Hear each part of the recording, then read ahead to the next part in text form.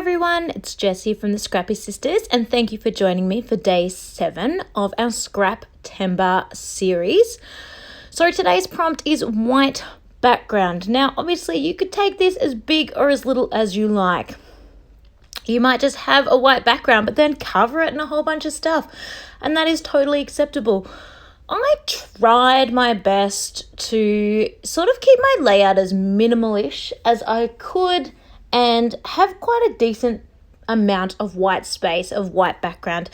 It's not usually my thing as much anymore. I used to have quite a lot of white background layouts, but I really enjoyed the process of making this one.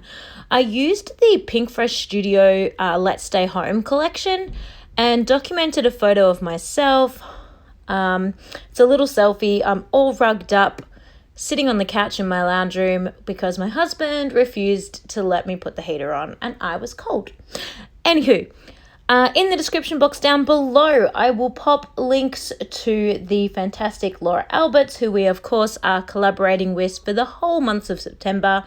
Herself and Katie and I will be doing a prompt every single day for the month of September.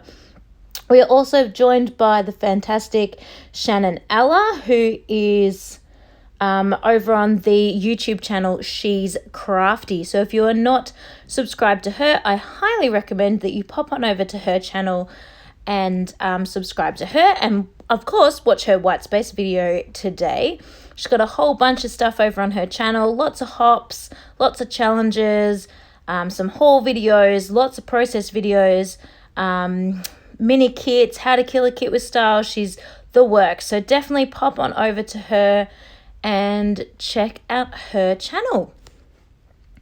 So in my video, I've gone ahead and done a whole bunch of stitching on my sewing machine that you have missed out on. So I stitched all the way around my white sheet of paper. I actually cut it a little bit smaller. I'm going to mat it on a full 12 by 12.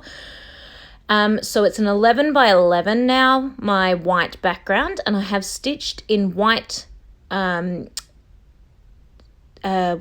sewing machine stitching all the way around.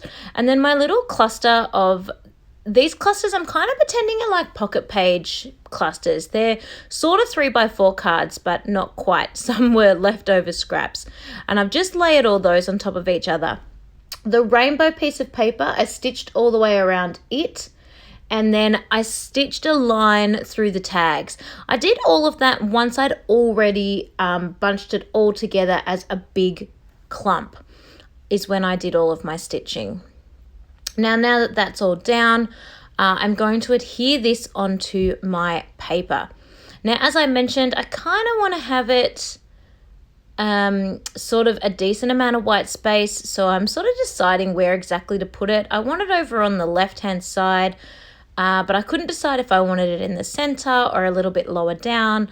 And I went kind of here-ish. It's kind of lower down. It's kind of in the center. Who really knows? My photo is a square because it is actually a screenshot off Instagram. If you've been following along with my videos, you will know that I have been scrapbooking 2014 lately, and I did not do a very good job of storing my photos in 2014. So to find them all, I ended up having to download quite a lot off Instagram. And of course, Instagram, they're all squares. I did print it on a 3x4 photo, so it's probably about a 3x3 square, that photograph. I have matted it on white. And then I actually used the packaging of the Pink Fresh Studio ephemera. So it's actually just like a grid. If you're familiar with Pink Fresh Studio, you'll know that behind their ephemera, they often do like a really nice, gentle, light blue sort of grid design layout, kind of like your maths books, if that's what your children's maths books look like. Pink Fresh Studio also had those super cute material fabric bows that came out with this collection. So I also have those that I was using. So much is happening in this video. I edited quite a bit out because it was really fiddly. I also have gone ahead and matted my whole layout on this kind of black and white leopard print. You will have noticed that the print itself, the paper itself, I'd already used some of it, so it wasn't a full 12 by 12. So I did have to go ahead and piece that together a little bit so that I could get it to fit all the way around. You can't really tell. You'll notice if you have a really good look at the layout, but just, even this overhead vision now, you can't really see where the join marks are around the border, which I'm pleased about. I also just used my fingernail to rough up the edges of my white background where it joins with the mat, just to give a little bit of texture around the edge. I'm using my hot glue gun to glue together these fabric bows. I have found them quite a challenge to put together. I tried my wet glue and that didn't really work. It ended up coming apart. I tried double-sided tape and that was a bit more successful. So far, the hot glue gun has been the most successful for me. So even though I do find it a little bit of a pain to have to get out my hot glue gun just to do the bow, it's worth it because it is holding together more strongly. So I'm hoping that it's going to stand up the test of time. I used the hot glue to adhere the 3 different parts of the bow together, and I also used the hot glue to actually adhere the entire bow to my page. And then I put my hot glue gun away because that's all that I used it for. Pulled all the little stringy bits off. So there it is there. It is super cute, so it's worth persisting with, but it's just a little bit frustrating that they are hard to stick together. If anyone else has found an adhesive that works well, please let me know. Otherwise, I will just continue on with my hot glue. I'm just going to go ahead and do my title. I love these stickers. Let's just talk about these puffies for a minute. They are amazing.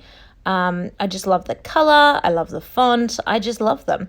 And the thing that I'm not usually very good at is mixing my lowercase and capital letters. But even in this case, I find that these font, it looks so nice together that mixing the lowercase and capitals, it almost looks kind of cute this way.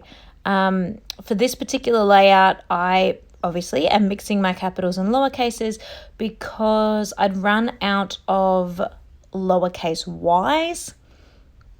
So I couldn't have just one random uppercase Y. So I just decided I'd throw in a whole bunch of other uppercases as well. And I actually really like it. I think this font lends itself well to using the 2 different, your uppercase and your lowercase, whereas I normally would never do that.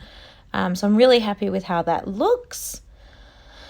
And then I'm going to go ahead and start embellishing the rest of my page. So I've sort of spent all of this time creating like the base, and a lot of people could be finished now. I think that as a layout in itself looks totally fine, but of course I love to use some ephemera and some stickers, as most of us do. So I'm going to go ahead and play with what I have got.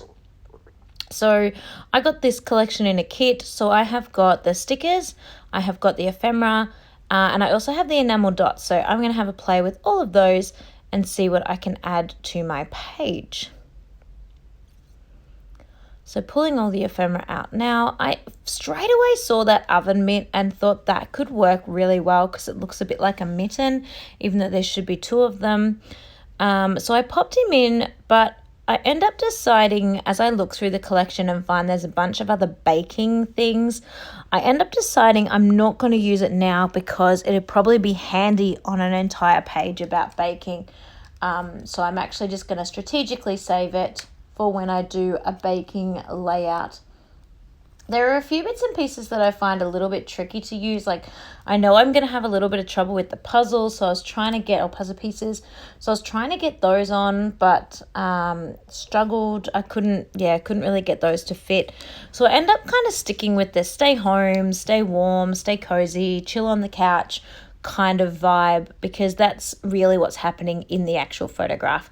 And when I put my journaling on, that's what I'm going to be talking about. And I think for me, that just made a bit more sense. I also realized that because I was going for kind of a minimal kind of layout, because I wanted so much white space, I was free to not embellish all that much, which was quite rewarding, quite a strange feeling. Usually I do quite a bit of embellishing, so it's kind of nice to have that permission.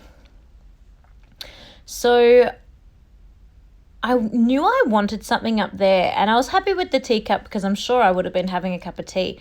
But in my brain, I knew that I'd seen a love heart tag, and I could not find it anywhere.